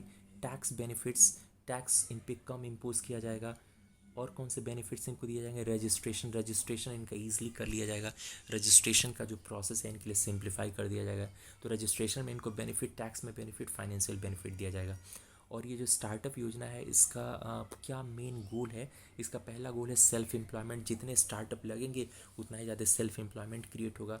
और जब सेल्फ एम्प्लॉयमेंट क्रिएट होगा तो बिजनेस होगा, बिजनेस में ट्रेड होगा, खरीद, और इनोवेशन होगा। नई नई टेक्निक्स लोग लाएंगे। इनोवेशन मतलब कोई भी नई टेक्निक आप लाते हैं तो इनोवेशन, या कोई भी नया विचार लेकर आते हैं, कोई नई तरह की चीज़ जो पहले यूज़ में नहीं थी आप लाते हैं, तो इसे बोला जाता है इनोवेशन। तो ये जो नए बिजनेस लोग सेट करेंगे उसके डेवलपमेंट के लिए वो नई नई स्कीम्स लाएंगे या नए नए आइडियाज़ लेकर आएंगे। ट्रेड भी इससे बढ़ेगा और सेल्फ एम्प्लॉयमेंट होगा। तो ये सारे इसके गोल्स हैं स्टार्टअप के। तो स्टार्टअप बहुत इंपॉर्टेंट है, इसको देख लीजिएगा। सेकेंड टाइप, मतलब 3 अप्रोचेस मैंने बताया था। पहला ग्रोथ ओरिएंटेड अप्रोच, जिसमें गवर्नमेंट ऑफ इंडिया ने क्या करा during 1950s and 60s, industrialisation करा, ग्रीन रेवोल्यूशन, लैंड रिफॉर्म्स करा ताकि कंट्री का जीडीपी बढ़ाया जा सके। दूसरी स्कीम मैंने बताई एम्प्लॉयमेंट जनरेशन अप्रोच। इसमें बताया था government of India decided to implement 2 types of programmes, some programmes to create self employment opportunities. उसमें मैंने डिस्कस करा startup India, prime minister's employment generation programme, prime minister's रोजगार योजना, रूरल एम्प्लॉयमेंट जनरेशन प्रोग्राम, और मैंने बताया Deendayal Antyodaya national urban livelihood mission, Deendayal Antyodaya national rural livelihood mission, और startup योजना और मुद्रा योजना। अब हम पढ़ने जा रहे हैं वेज एम्प्लॉयमेंट जनरेशन प्रोग्राम्स। हमारे कंट्री में वेज एम्प्लॉयमेंट जनरेशन प्रोग्राम्स मतलब ऐसे प्रोग्राम्स जो सेल्फ एम्प्लॉयमेंट क्रिएट नहीं करते हैं बल्कि वेज एम्प्लॉयमेंट क्रिएट करते हैं, मतलब लोगों को जॉब प्रोवाइड करते हैं, स्किल्ड जॉब नहीं, मैनुअल जॉब। इनमें से 3 है जिसको हमको पढ़ना है। Food for work programme, it was launched by government of India in year 1977-78 to create manual wage employment. इसमें लोगों को मैनुअल वेज एम्प्लॉयमेंट दिया जाता था, मतलब मजदूर की तरह इनको काम दिया जाता था, और इनको जब काम करते थे तो क्या मिलती थी? मजदूरी। इनको वेज पे किया जाता है, ठीक है। इनको स्किल्ड जॉब मतलब जैसे डॉक्टर्स, इंजीनियर्स, चार्टर्ड अकाउंटेंट, इनको वेज नहीं दिया जाता, इनको सैलरी दी जाती है। तो इन जो भी मैनुअल वेज एम्प्लॉयमेंट होता है, या जो लोग भी मैनुअल वेज एम्प्लॉयज़ के रूप में काम करते हैं, इनको वेजेस दिया जाता है, इनको सैलरी नहीं दी जाती, इनकी जॉब परमानेंट नहीं होती है। तो लोगों को manual wage employment opportunities create करने के लिए गवर्नमेंट ऑफ इंडिया ने 1977-78 में इसको लॉन्च करा। इसमें construction government of India decide किया कि जो भी इंफ्रास्ट्रक्चर का कंस्ट्रक्शन गवर्नमेंट कराएगी, जैसे roadways, railways, Airways, waterways, banks, markets, इसमें जो मज़दूरों की ज़रूरत पड़ेगी, जो भी मज़दूर इसमें लगेंगे, उनको जो पेमेंट किया जाएगा वो उनको कैश के रूप में पेमेंट नहीं किया जाएगा, बल्कि किस फॉर्म में किया जाएगा? फूड ग्रेन्स के फॉर्म में किया जाएगा, ताकि वो जो भी न्यूट्रिशनल स्टैंडर्ड है उसको पूरा कर सके। तो फूड फॉर वर्क प्रोग्राम इसीलिए बहुत इंपॉर्टेंट है क्योंकि ये ऐसा प्रोग्राम था जिसमें गवर्नमेंट ऑफ इंडिया लोगों को मैनुअल वेज एम्प्लॉयमेंट देती थी। मतलब जो भी गवर्नमेंट ऑफ इंडिया इंफ्रास्ट्रक्चर का कंस्ट्रक्शन कराती थी उसमें मज़दूरों को काम दिया जाता था। मज़दूरों को जो काम दिया जाता था उस काम के बदले उनको कोई रिन्यूमरेशन कैश के फॉर्म में नहीं दिया जाता था, उनको मजदूरी कैश के फॉर्म में नहीं देके बल्कि फूड ग्रेन्स के फॉर्म में दिया जाता था। इसीलिए इसको बोला गया food for work programme. Food दिया जाता था किसके बदले? काम के बदले। Is this clear? Now in 2004 it was renamed as national food for work. 2004 में इसको national food for work programme के नाम, इसका नाम चेंज करके कर दिया गया national food for work programme. और 2006 में एक स्कीम हमारे कंट्री में लाई गई जो इस चैप्टर की सबसे इम्पॉर्टेंट स्कीम है, MNREGA, Mahatma Gandhi national rural employment guarantee act. इसके बारे में अभी डिस्कशन करना है। इसमें मर्ज कर दिया गया 2006 में। तो अभी national food for work programme हमारे कंट्री में काम नहीं कर रही है क्योंकि it has been merged with मनरेगा। संपूर्ण ग्रामीण रोजगार योजना, इसको 25 सितंबर 2001 में हमारे कंट्री में इम्प्लीमेंट किया गया। इसका भी मेन ऑब्जेक्टिव क्या था? टू प्रोवाइड एम्प्लॉयमेंट और कौन सा एम्प्लॉयमेंट? मैनुअल मतलब कोई टेक्निकल एम्प्लॉयमेंट नहीं प्रोवाइड करा जाता था या स्किल्ड एम्प्लॉयमेंट नहीं प्रोवाइड करा जाता था। मज़दूर के रूप में लोगों को एम्प्लॉयमेंट अपॉर्चुनिटीज़ प्रोवाइड करी जाती थी और इनको भी पेमेंट किस फॉर्म में करा जाता था, फूड के फॉर्म में करा जाता था। और इसमें काम केवल उन्हीं को दिया जाता था which were belonging to below poverty line. जो लोग पुअर इंडिविजुअल्स थे उन्हीं को काम दिया जाता था संपूर्ण ग्रामीण रोजगार योजना में। 2006 में इसको भी मनरेगा में मर्ज कर दिया गया। अब आते हैं मनरेगा। मनरेगा का फुल फॉर्म, मनरेगा में जो एम एम ए जो होता है, M A stands for Mahatma Gandhi, M A stands for Mahatma Gandhi, N stands for national, R stands for rural, E stands for employment, G stands for guarantee, A stands for act. तो आप देख रहे होंगे कि इससे पहले जितने भी पॉलिसीज़ का डिस्कशन करा, या तो उनके साथ योजना लिखा था या स्कीम लिखा था या प्रोग्राम लिखा था। और ये जो मनरेगा है इसमें स्कीम, योजना या प्रोग्राम नहीं लिखा है, बल्कि क्या लिखा है, एक्ट। एक्ट मतलब यदि कोई भी रूल बनाया जाए और उसे पार्लियामेंट से पास करा दिया जाए तो वो कानून बन जाता है। एक्ट का मतलब ये एक स्कीम नहीं, एक तरह का ये क्या है, ये है कानून बन गया है। ये स्कीम नहीं है बल्कि ये क्या है, एक कानून है। एक तरह से कानून का मतलब लीगल राइट हो जाता है इसमें।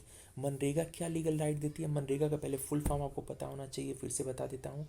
एम ए मतलब Mahatma Gandhi, N national, R rural, E employment, G guarantee, A act. ये एक ऐसा एक्ट है जो लोगों को एम्प्लॉयमेंट की गारंटी देता है। ये जो पिछले जितने भी स्कीम्स मैंने बताया उसमें कोई एम्प्लॉयमेंट की गारंटी नहीं है।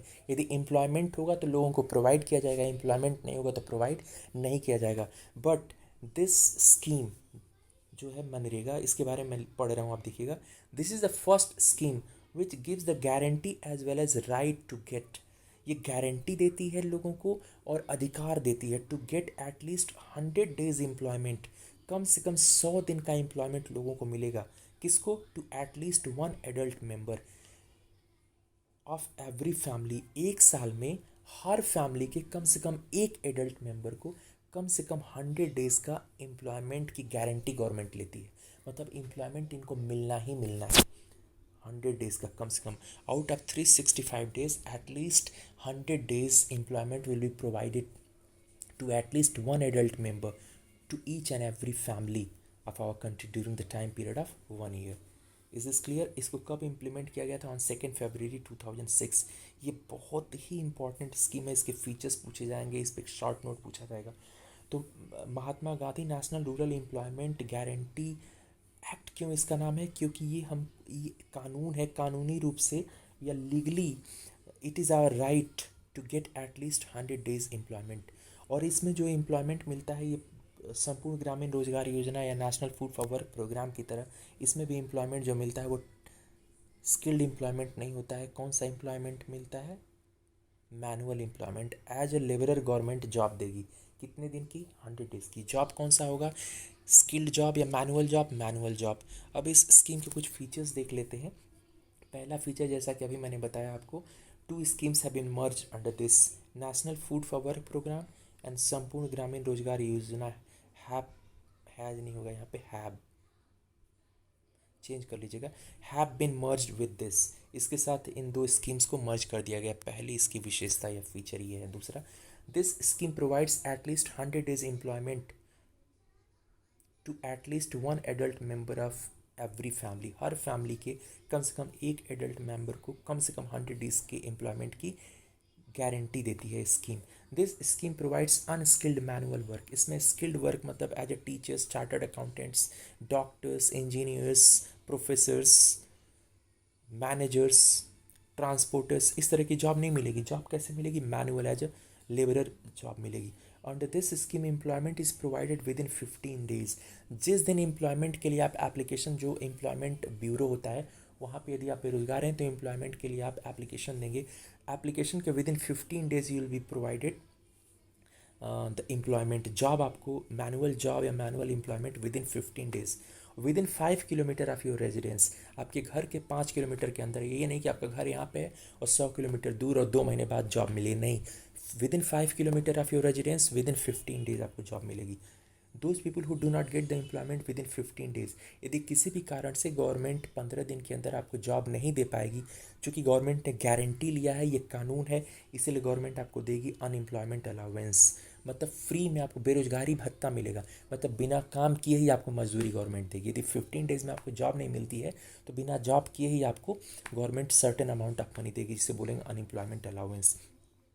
और ये जो मनरेगा है, इसको इम्प्लीमेंट करने की का जो पूरा खर्चा आता है, उसका 90% सेंट्रल गवर्नमेंट बियर करती है, 10% is born by state governments. Okay, और एट प्रेजेंट हमारे कंट्री के जितने भी डिस्ट्रिक्ट्स हैं, in all the districts this scheme is working. तो ये दूसरा अप्रोच था, employment generation approach. Employment generation approach में मैंने आपको बताया था, मैंने स्टार्टिंग से फिर एक बार स्टार्ट कर देता हूँ। ग्रोथ ओरिएंटेड अप्रोच मैंने बताया, फिर मैंने बताया सेकंड एम्प्लॉयमेंट जनरेशन अप्रोच, इसमें बताया था under this approach government of India has implemented 2 types of employment generation programmes. Self employment generation programme में पहला रूरल एम्प्लॉयमेंट जनरेशन प्रोग्राम मैंने आपको बताया, फिर आपको बताया प्राइम मिनिस्टर्स रोजगार योजना, फिर prime minister's employment generation programme, फिर मैंने आपको बताया Deendayal Upadhyay national urban livelihood mission, फिर Deendayal Antyodaya national rural livelihood mission बताया, फिर प्राइम मिनिस्टर्स मुद्रा योजना बताया, फिर स्टार्टअप इंडिया योजना, फिर मैंने आपको बताया कि second type of employment generation programme which have been implemented by government of India wage employment generation programmes, and some of these are food for work programme, जिसको अभी national food for work programme 2004 में rename कर दिया गया था और 2016 में इसको मनरेगा में मर्ज कर दिया गया। देन संपूर्ण ग्रामीण रोजगार योजना, it has bin merged with MNREGA again in year 2006। और उसके बाद मनरेगा के बारे में मैंने आपको डिटेल में बताया। अब थर्ड अप्रोच जो गवर्नमेंट ऑफ इंडिया ने हमारे कंट्री में इम्प्लीमेंट करना स्टार्ट करा फ्रॉम 5th 5 year प्लान, मतलब 5th 5 year प्लान में थर्ड अप्रोच स्टार्ट करा। इसका मतलब ये नहीं कि फर्स्ट और सेकंड अप्रोच बंद कर दिया, फर्स्ट और सेकंड अप्रोच चल रहे हैं, साथ साथ तीसरा अप्रोच भी गवर्नमेंट ऑफ इंडिया ने स्टार्ट कर दिया, approach to provide basic needs of life. Government of India ने सोचा पहले कि जीडीपी बढ़ाया जाएगा, government is trying to increase the GDP, क्योंकि जीडीपी बढ़ेगी तो इनकम बढ़ेगी, तो गवर्नमेंट टैक्स ज़्यादा ले पाएगी, तो टैक्स ज़्यादा लेगी तो गवर्नमेंट की इनकम बढ़ेगी, तो उस इनकम को गवर्नमेंट यूज़ करेगी पॉवर्टी इरेडिकेशन प्रोग्राम्स में। तो government is trying to increase the GDP. Second, government is trying to provide employment opportunities, गरीब लोगों को एम्प्लॉयमेंट मिलेगा तो गरीबी दूर हो जाएगी। और तीसरा, गवर्नमेंट ऑफ इंडिया साथ ही साथ क्या कर रही है, government of India is providing basic needs of life, means many policies have been implemented by government of India to provide basic needs of life to poor individuals, मतलब house, cloth, nutritious food, health care and educational facilities provide करने के लिए भी बहुत सारी schemes government of India ने launch करी है। इसी को बोलते हैं approach to provide basic needs of life. इसमें क्या क्या गवर्नमेंट ऑफ इंडिया ने करा है, नेशनल सोशल असिस्टेंस प्रोग्राम, ये जो प्रोग्राम से आपको याद करना पड़ेगा कि ये किस तरह के प्रोग्राम से, whether these are self employment generation programme और वेज एम्प्लॉयमेंट जनरेशन प्रोग्राम और programmes to provide basic needs of life. इनमें से केवल नाम आपको याद करना है, एक को मैंने डिटेल में बताया क्योंकि इसको ये हमारे सिलेबस में है। नेशनल सोशल असिस्टेंस प्रोग्राम के बारे में भी हमको ब्रीफली पढ़ना है। It was launched on 15 August 1995। इस प्रोग्राम में क्या किया जाता है, under this programme elderly people, मतलब वृद्ध लोग, एल्डरली पीपल मतलब जिनकी एज ज़्यादा हो गई है, who do not have anyone to take care of them, जिनकी देखभाल करने वाला फैमिली में कोई नहीं है, are given pension to sustain themselves, इनको पेंशन दिया जाता है, वही जो आप सुने होंगे ओल्ड एज पेंशन दिया जाता है ना, तो ओल्ड एज पेंशन इसी में आता है, national social assistance programme. As well as poor women who are destitute are widows और ऑल्सो कवर्ड इन दिस। इसमें ओल्ड एज पर्सनस कवर करे जाते हैं और widows, all those old age people and widows who have been destituted by their family members, ऐसे सभी old age people और widows who do not have anyone to take care of them because their family members are not taking care of them. These are provided pension in name of old age pension, old age people and widows विधवा pension. तो इसमें दो तरह की scheme आती है, एक old age pension scheme और एक विडो पेंशन स्कीम। दो स्कीम्स आती हैं, विधवा पेंशन योजना, ओल्ड एज पेंशन स्कीम, ये दोनों स्कीम्स इसके अंडर में आती है। और पब्लिक डिस्ट्रीब्यूशन सिस्टम, पीडीएस आपने सुना होगा, पब्लिक डिस्ट्रीब्यूशन सिस्टम 11 मैंने आपको पढ़ा रहा था, जिसमें जो पुअर लोग होते हैं उनको गवर्नमेंट शॉप से फूड ग्रेन्स प्रोवाइड करे जाते हैं एट फेयर प्राइस पे। इसको पब्लिक डिस्ट्रीब्यूशन सिस्टम बोलते हैं, जिसमें वीट, राइस, पल्सेस, ये सारी चीज़ें प्रोवाइड करी जाती हैं। Integrated child development scheme, mid day meal scheme, आप स्कूल्स में जो रिसेस होता है, बहुत सारे गवर्नमेंट स्कूल्स हैं वहाँ पे उनको लंच प्रोवाइड करा जाता है, मिड डे मील स्कीम इसको बोलते हैं। प्रधानमंत्री ग्राम सड़क योजना, प्रधानमंत्री ग्रामोदय योजना, वाल्मीकि अंबेडकर आवास योजना, इंदिरा आवास योजना, प्रधानमंत्री आवास योजना। These are the schemes which have been launched by government of India to provide the basic needs of life। तब इस टॉपिक से steps taken by government of India to solve the problem of poverty, इससे question कैसे पूछे जाएंगे वो मैं बता दे रहा हूँ आपको। जैसे कोई भी स्कीम रहेगी और पूछा जाएगा, जैसे बहुत सारी स्कीम हम लोगों ने पढ़ा, ये स्कीम पढ़ा रूरल एम्प्लॉयमेंट जनरेशन प्रोग्राम, या प्राइम मिनिस्टर्स रोजगार योजना, या prime minister's employment generation programme, या Deendayal Upadhyay national urban livelihood mission, या Deendayal Antyodaya national rural livelihood mission, या prime minister's Mudra Yojana, startup योजना, फूड फॉर वर्क प्रोग्राम, संपूर्ण ग्रामीण रोजगार योजना, या मनरेगा, या हम लोगों ने पढ़ा नेशनल सोशल असिस्टेंस प्रोग्राम, या public distribution system, integrated child development programme, mid day meal scheme, प्रधानमंत्री ग्राम सड़क योजना, प्रधानमंत्री ग्रामोदय योजना, वाल्मीकि अंबेडकर आवास योजना, इंदिरा आवास योजना, प्रधानमंत्री आवास योजना। इनमें से किसी भी स्कीम का नाम दिया जाएगा। अब पूछा जाएगा whether this scheme is to provide basic needs of life, or whether this scheme is the example of wage employment generation program, or whether this is the example of self employment generation program। जैसे मैं एक question पूछता हूँ कि प्रधानमंत्री मुद्रा योजना किस तरह की स्कीम है, whether it is self employment generation programme, और वेज एम्प्लॉयमेंट जनरेशन प्रोग्राम, और programme to provide basic needs of life. तो प्रधानमंत्री मुद्रा योजना आप देख लेंगे किस कैटेगरी में आ रहा है। प्रधानमंत्री मुद्रा योजना यहाँ पे आया है, तो प्रधानमंत्री मुद्रा योजना किस हेड में आया है, self employment generation programme. So it is the example of self employment generation programme. यदि पूछा national food for work programme, whether it is the example of wage employment generation programme और सेल्फ एम्प्लॉयमेंट जनरेशन प्रोग्राम, और programme to provide basic need of life, तो food for work programme wage employment generation programme में आएगा। ऐसे मान लीजिए आपसे कोई पूछता है प्रधानमंत्री ग्राम सड़क योजना या प्रधानमंत्री ग्रामोदय योजना, ये किस तरह की स्कीम्स है, whether these are self employment generation schemes और वेज एम्प्लॉयमेंट जनरेशन स्कीम्स और schemes to provide basic needs of life. तो आंसर क्या होगा, schemes to provide basic needs of life. इस तरह के क्वेश्चंस बहुत पूछे जाते हैं इस चैप्टर से।